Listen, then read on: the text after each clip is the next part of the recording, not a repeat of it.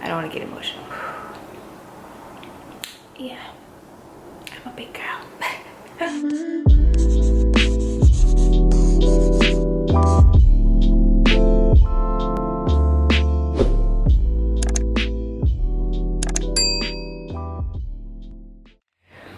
Well, y'all, it is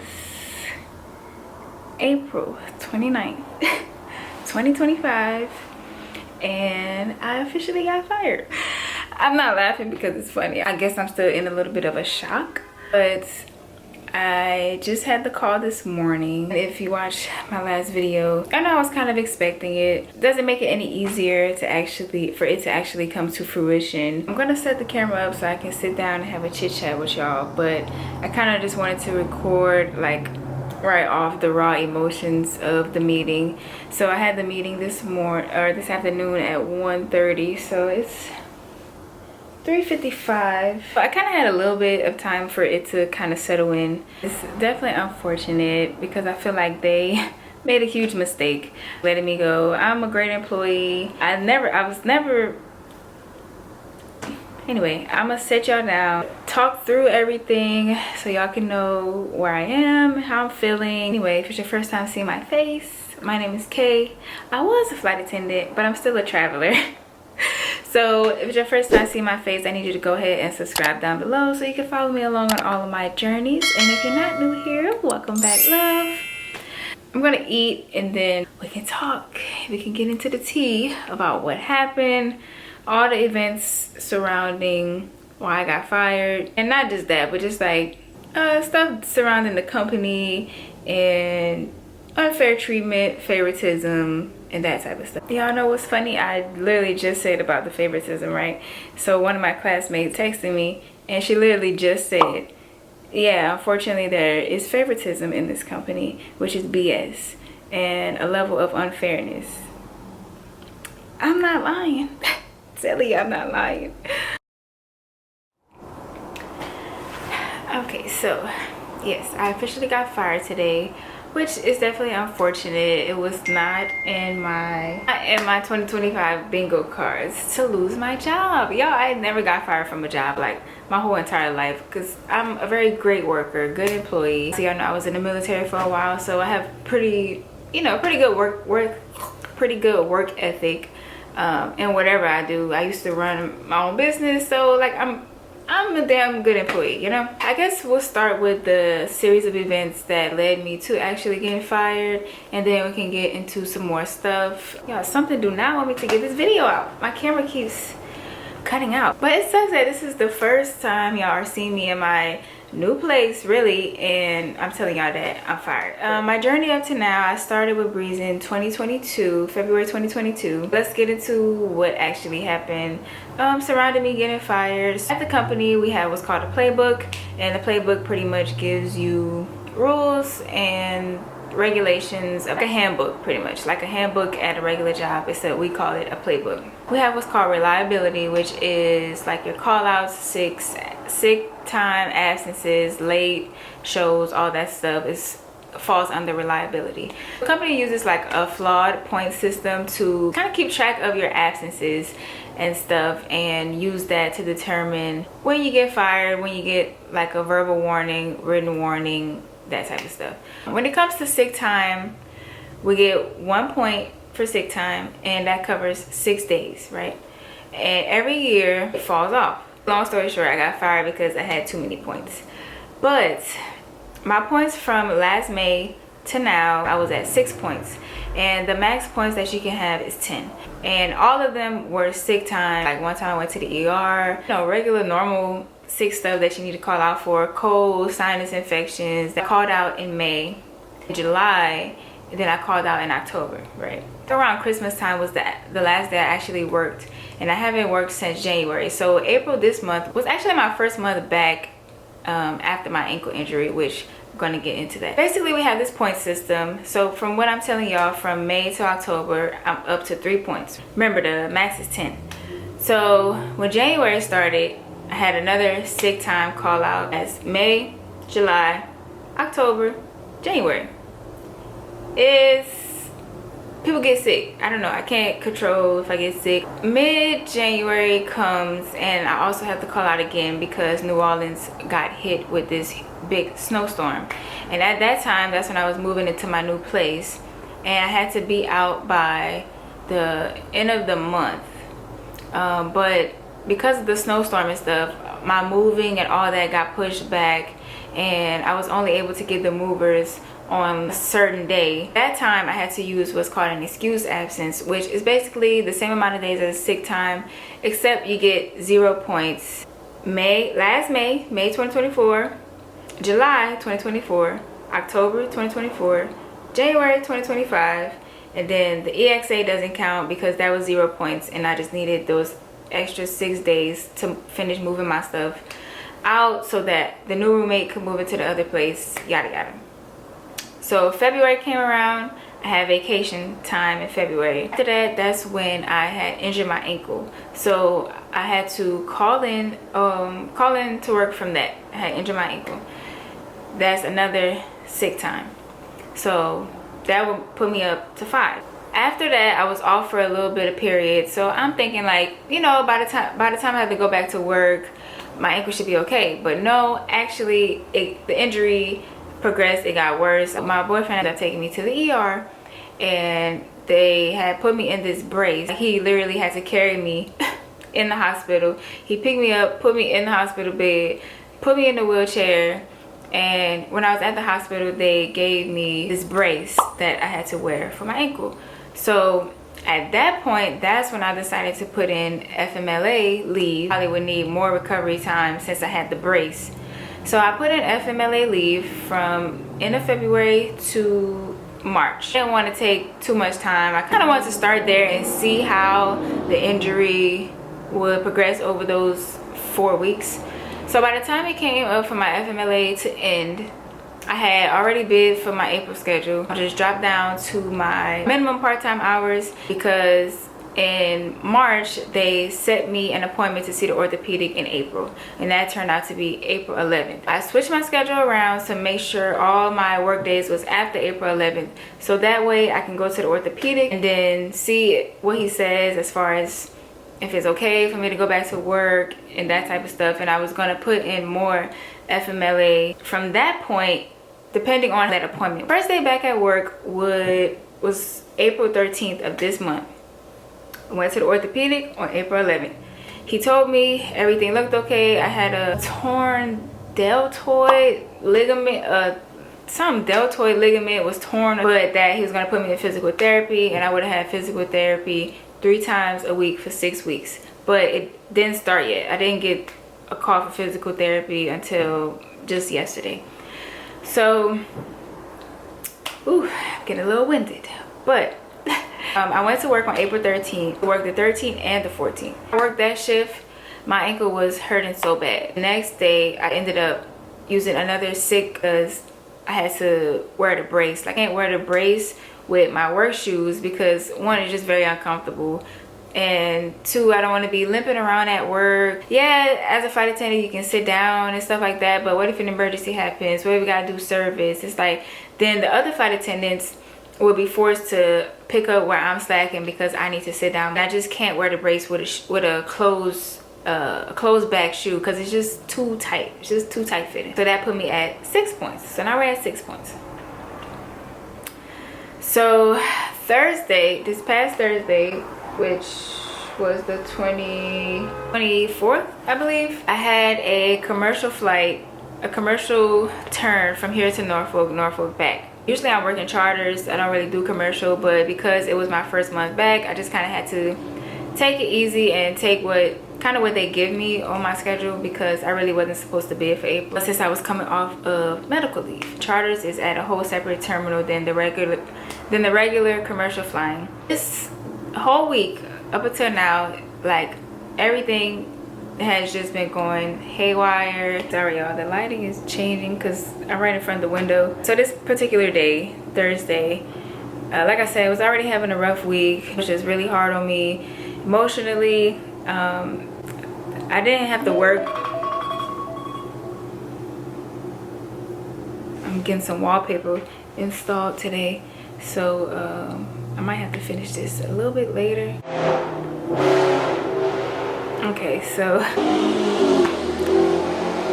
trying to pick myself up mentally, emotionally. It was just really just a hard week. So when I was living where I was living before, it was way closer to the airport, so I would take Uber. And mind you, this whole year I haven't worked since I moved because of all of what I explained before. So the first time I had to work this month, my boyfriend had dropped me off.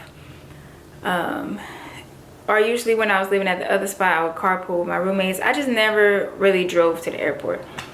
So this day I'm like, you know what, we're not together, so let me just try to switch up my routine and drive myself to the airport. I was just going to park in the commercial lot instead of going all the way to the employee terminal, because if you don't know, if you don't live in New Orleans, but we have a really old airport that they don't use anymore, so we use that side for charters, right?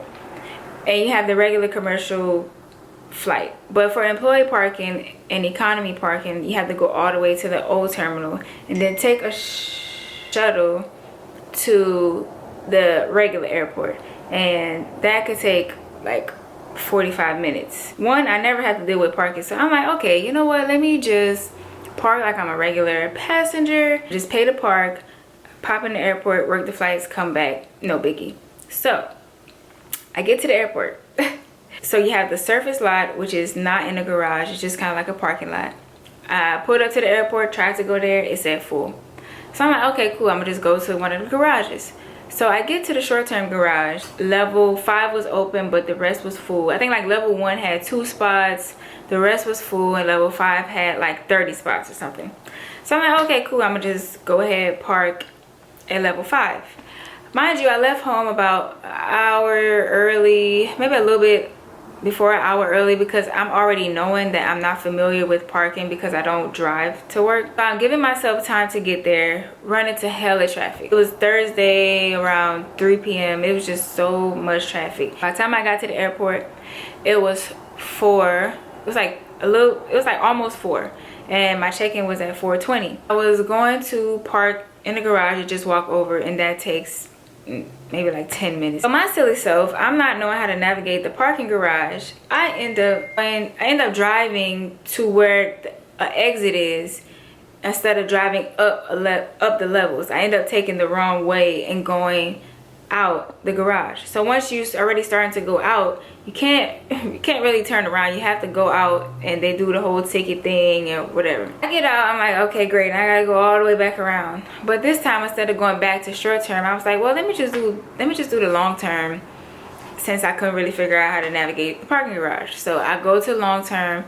The man had it blocked off because it said it was full. I'm like, okay, cool, let me just go ahead and go back to short term and park on level 5. By this point, mind you, I'm having to keep driving around, look at the parking, driving around. So that is just adding time. 4:15, 4:10, I want to say, I messaged the flight attendants like, my wallpaper lady is on the way. Okay, hi y'all. It is a few weeks later. Well, actually several weeks later.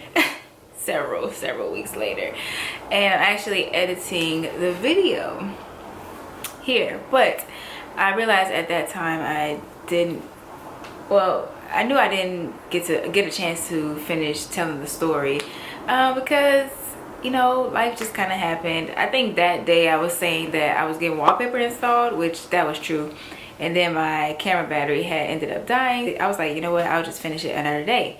And then that day never came, and then life just was going on and on and on, and yeah. So now I'm here to finish out the video, to finish out the story, so that way I can put the video out for y'all. I am sitting here trying to recount the story because honestly, I just kind of put it behind me. I've been moving on with life, but I really haven't been in a place to post because life was just happening, and I was just kind of really in an in-between weird space of where I needed to accept what happened and figure out how to move on and what I wanted to do next. It was kind of like I was going through a little bit of an identity crisis, if I'm being honest, because I think so much of my life revolved around being a flight attendant, and then I was kind of coming to a point where I was like, well, is this something that is this just telling me that I'm not, that this is not meant for me? Should I start to look for a new career path? You know, at that time I was still in school, but I officially graduated with my bachelor's back in July. But yeah, so I was just kind of in a weird in-between space. Like I wasn't really sure like how to navigate it and what I really wanted to do next, and like how to even tell the story of my experience, because at that time that y'all saw that I was telling, it was really just right off the pure emotions. Like I just had the meeting. So anyway, I'm just going to finish out the story so you guys can get the full picture of what happened. Some of the minor details that I was telling in the first half, I probably kind of forgot what happened because I just kind of put it behind me at this point. But I also owe you guys this video, and really it's not even nothing serious that happened, but I still owe you guys this video, so I'm just gonna finish it and then put it out there. So y'all, that I was driving around the parking garages trying to find a place to park. I think I left off, like I was circling back around, and I text the flight attendants that, hey, I was gonna be late, it's my first time dealing with this parking, but I should be there soon, because at this point in my head I'm still thinking like, oh, the short-term parking still has that level 5 available. So I was close to getting there, so I was like, let me just text them that I was having problems. So I text them, then I pulled up to the garage, it said full, everything was full. So I'm like, great, like I don't know what I'm gonna do. So I'm just like kind of a little bit getting panicked at that point, because one, the time was close, all the parking garage was full, and like I was telling y'all, if I was to go to the economy lot, which is where the old terminal is, it would just have, I would definitely have been late. My last resort option was to do valet. I kept having signs for valet. Whenever you pull up to the parking garage and you see that it's full, it will say like, please use valet, or you can use valet, or whatever. So I'm like, okay, cool, I'm gonna just do that. It's a turn, I think I was going there and back, and I would just get the car from valet when I came back. So I pull up to the valet. The lady, she was taking her sweet time, like taking her sweet time getting to me. And the car I had is not the nicest car. It's really kind of like a beat down car. So I don't know if that's what my assumption was why she started treating me the way that she was treating me. But so a car was in front of me, she helped them out, then she walked away, and she never came back to me. Like, so I get out the car and I stand on the sidewalk, and then she walks over and she's like, yes, can I help you? So she's looking at the car. I was like, I'm an employee, I'm about to be late, so are you able to just valet the car for me? And she was like, well, how many days are you gonna be gone? I'm like, I'll be back tonight. And she's like, well, you have to be gone for multiple days because I won't have any workers tonight to be able to give you the car back. I'm like, it's fine. Like, if I'm telling her like, it's fine if I can't get the car, I could get it tomorrow. Really, I'm just trying to park it somewhere so that way I could get inside and get to the gate for work.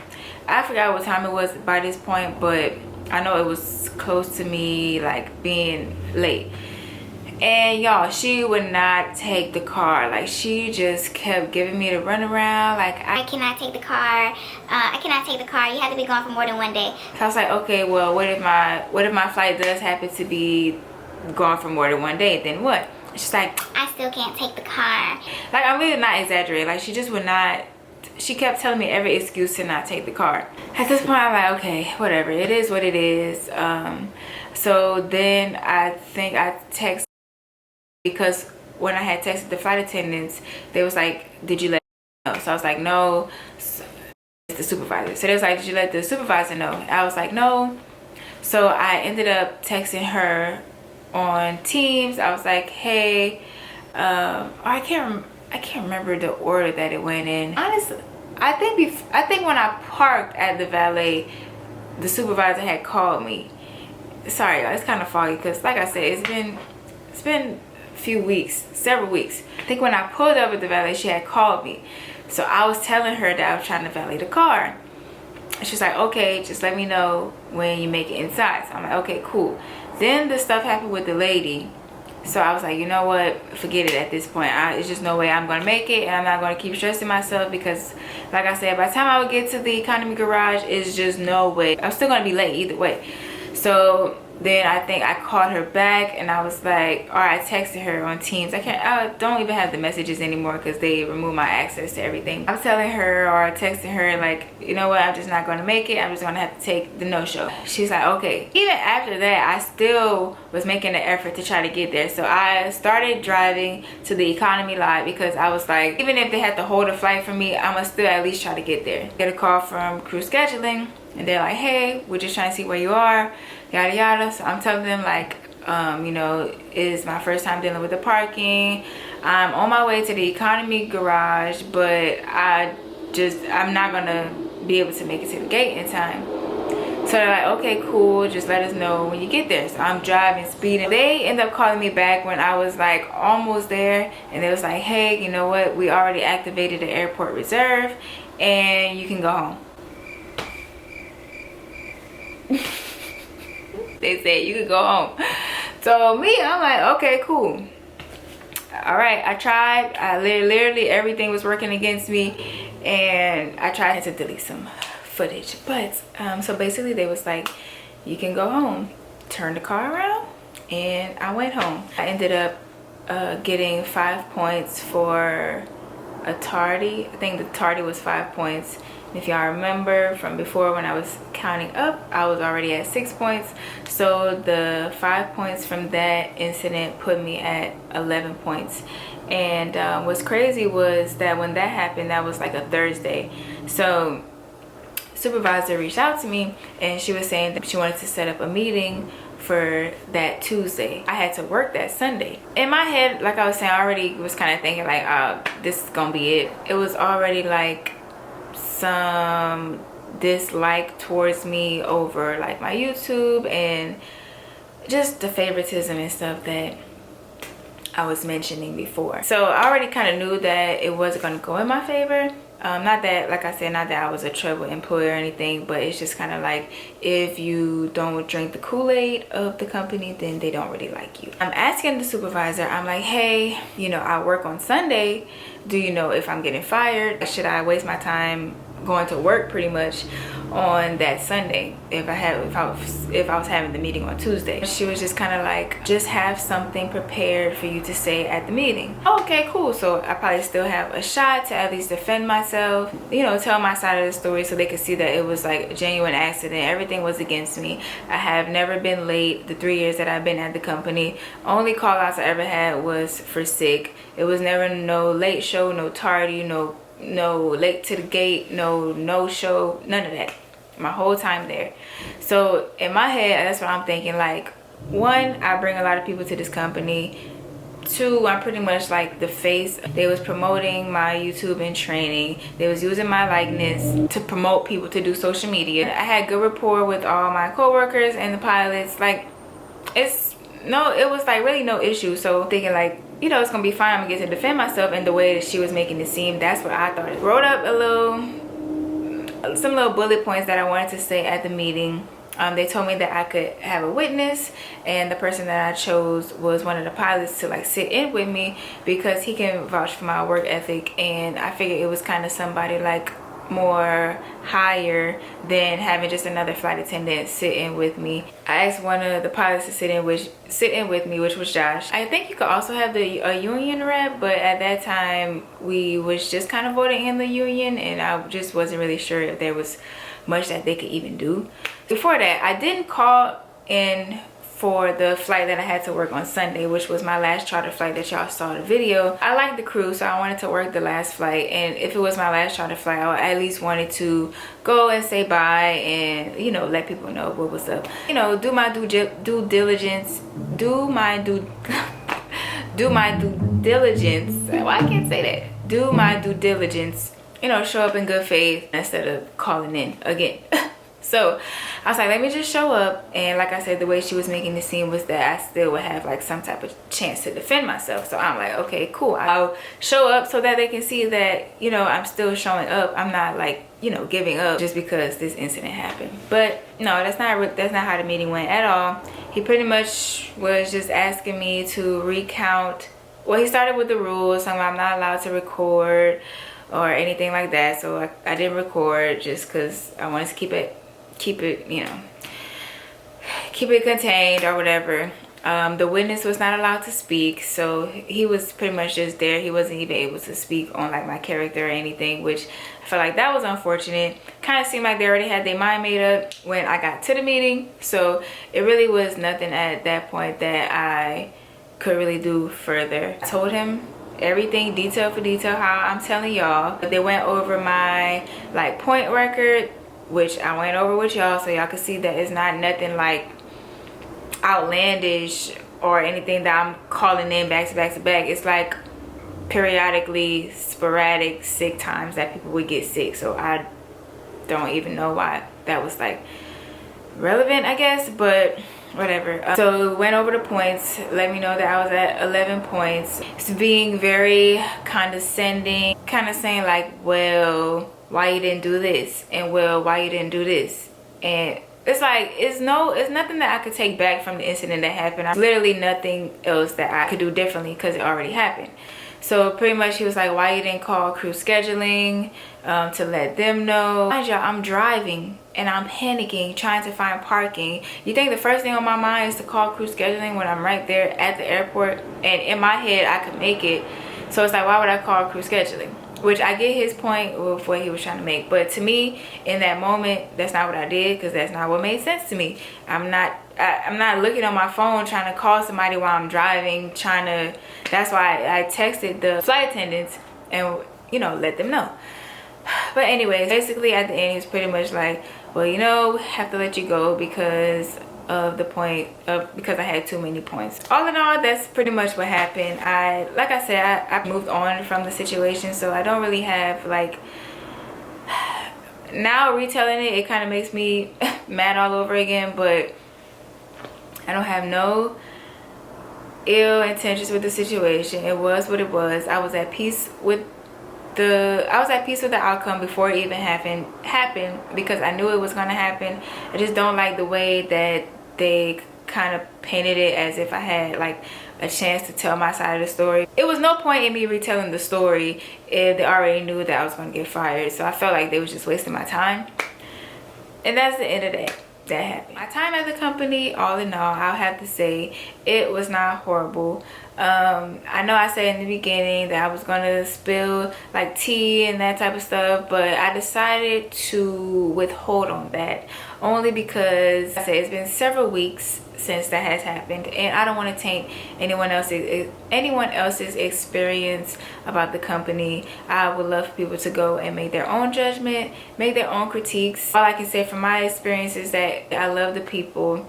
The only thing I didn't care for was the management, some of the communication, and some stuff with like crew scheduling and rules like that, which is why I was very pro-union, and which could also be a reason why they didn't care to keep me, because I was pro-union and I was just a little over 3 years, so my pay was at like $30-something to do stuff that's financially, you know, beneficial to them, because stories and rumors that I heard were about people that had the same amount of points as me that's still at the company, and some people that know people personally that have as many points as I did and still at the company. So that's kind of where the favoritism part comes in. But co-workers are phenomenal.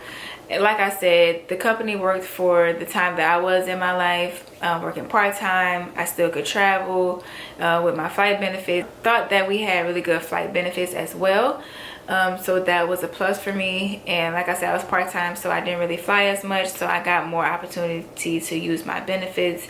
Charters were great, loved them, loved charters down. Couldn't pay me to work a commercial flight. For me to kind of be reliving it, it's just like but I did make some notes. At some point they would use my videos in training to promote people doing social media, but one, they never reached out to me to ask for any kind of permissions. I just was never really given proper credit when it came to the social media stuff to begin with. I was never reached out for partnership opportunities how they did other people, or collaborations, or I was able to do the marketing team for like a very brief time when the Be Real app was popular. I don't know if y'all remember that, but I used to help with the posting on that. When I first started doing my YouTube, I did get rid of, and mind you, when I went to training, it was no rules surrounding social media. So at that point, I kind of felt like I was the guinea pig when it came to that. I was never in a way talking bad about the company to deter people from applying, because if anything, most of y'all always tell me that I was a reason that y'all applied to the company, but in their eyes they took it as some things that I would say was deterring people from coming to the company, when the records prove otherwise. And even when referral system was in place, I had so many referrals of people applying to the company. So I just wanted to elaborate on this point and say that when I first got hired, there was a referral system in place where you were rewarded $500 for every flight attendant that you referred, and they had to be at the company, I believe it was 3 or 6 months before you got the payout.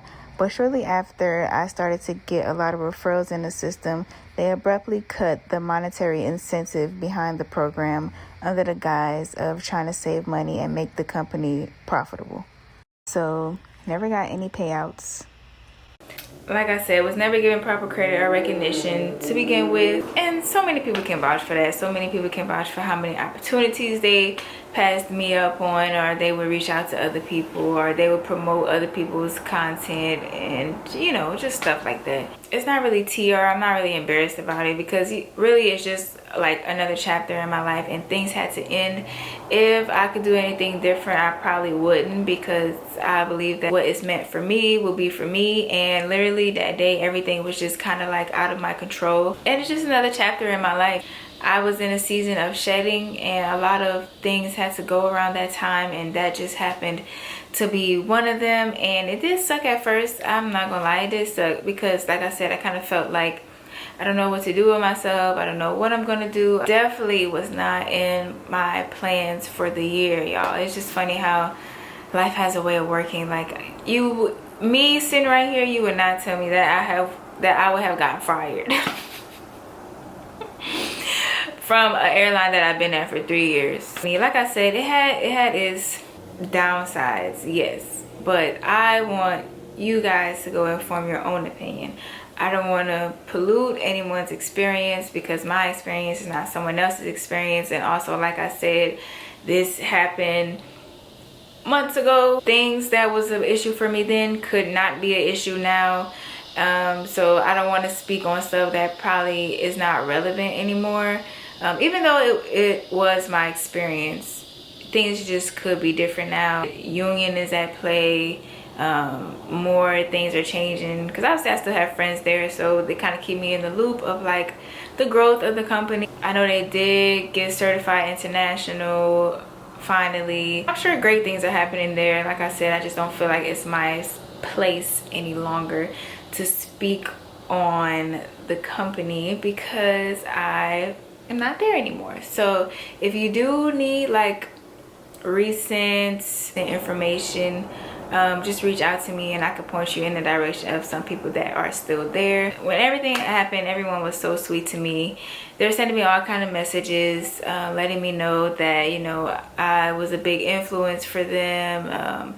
That I think one message the girl was saying like her whole graduating class was inspired by me. It's really, really sweet things, and I guess I didn't realize how big of an impact that I actually had at the company on other people, and encouraging them to be a flight attendant. So that really warms my heart, because like I really started it to be able to inspire people to do it and to push the company, because it was a new company.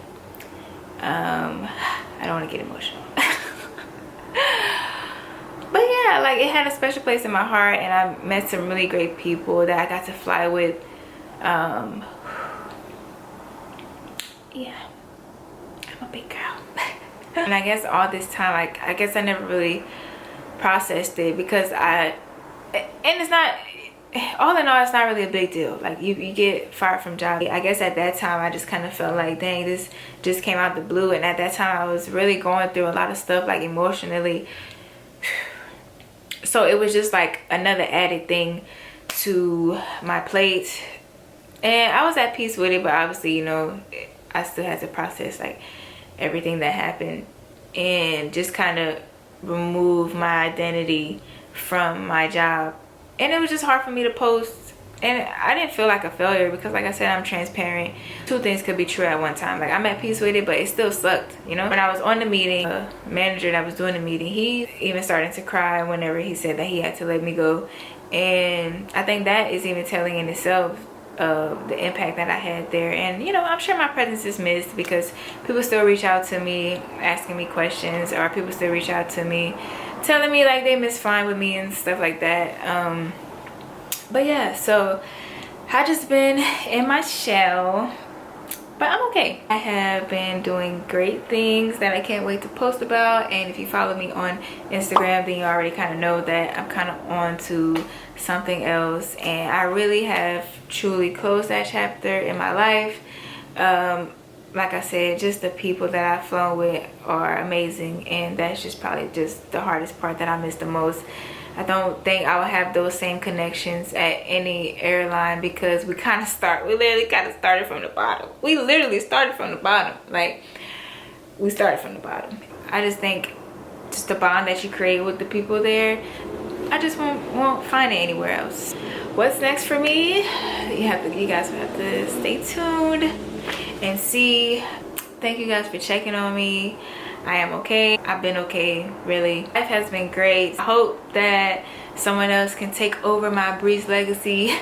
Somebody told me I was a legend. Everyone was just so sweet, sending me texts, sending me messages, wishing me well on my YouTube, wishing me well in the next venture of my life, and I really appreciate it. Once I got fired, they've been messaging me to return items, and I just be looking at the email, rolling my eyes, because please.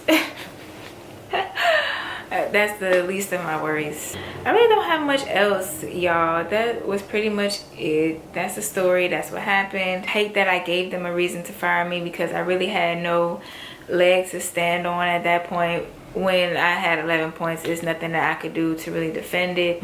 So they just kind of had to do what they had to do. And I'm still grateful for my journey. I'm super grateful for the experience.